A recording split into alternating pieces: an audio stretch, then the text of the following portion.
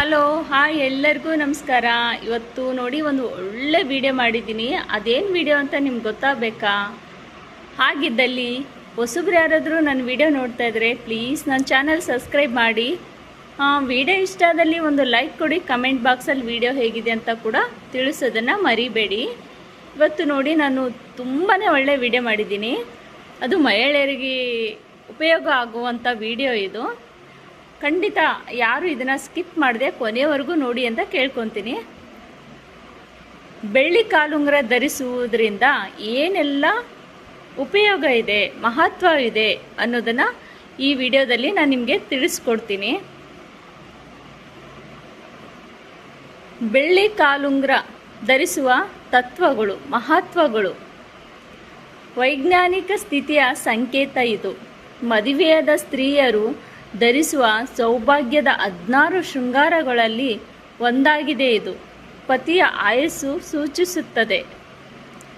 ಆರೋಗ್ಯದ ಪ್ರಯೋಜನಗಳು. ಆಯುರ್ವೇದದ ಕಾಲಿನ 2ನೇ ಬೆರಳಿನ ನೇರವು ಗರ್ಭಕೋಶಕ್ಕೆ ನೇರ ಸಂಪರ್ಕ ಹೊಂದಿರೋದ್ರಿಂದ ಬೆಳ್ಳಿ ಕಾಲುಂಗುರ ಧರಿಸುವುದರಿಂದ ಗರ್ಭಕೋಶ ಆರೋಗ್ಯಕರವಾಗಿರುತ್ತದೆ ಮತ್ತು ಮುಟ್ಟಿನ ನೋವು ಕಡಿಮೆಯಾಗುತ್ತದೆ. ದೇಹದ ತಂಪಿನ ನಿರ್ವಹಣೆ.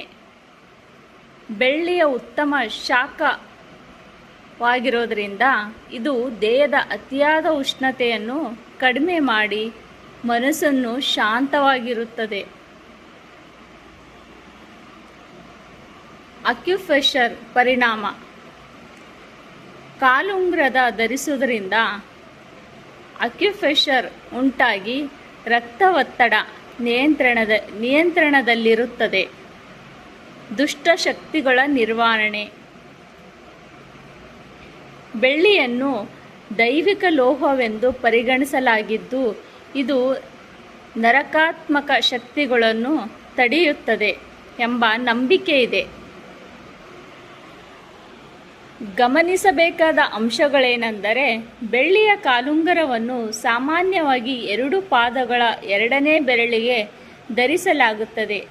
ಚಿನ್ನದ ಕಾಲುಂಗುರ ಧರಿಸಬಾರದು, ಏಕೆಂದರೆ ಚಿನ್ನವನ್ನು ಸೊಂಟಕ್ಕಿಂತ ಕೆಳಗೆ ಧರಿಸುವುದು ಲಕ್ಷ್ಮೀ ದೇವಿಗೆ ಅಪಮಾನವೆಂದು ಪರಿಗಣಿಸಲಾಗಿದೆ.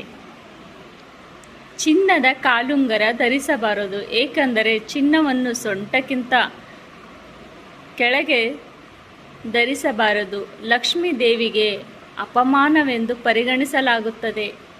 ವಿವಾಹಿತ ಮಹಿಳೆಯರ ಕಾಲುಂಗುರ ಕಳೆದುಕೊಳ್ಳುವುದು ಪತಿಯ ಆರೋಗ್ಯದ ಮೇಲೆ ಪರಿಣಾಮ ಬೀರಬಹುದು ಎಂಬ ನಂಬಿಕೆ ಇದೆ.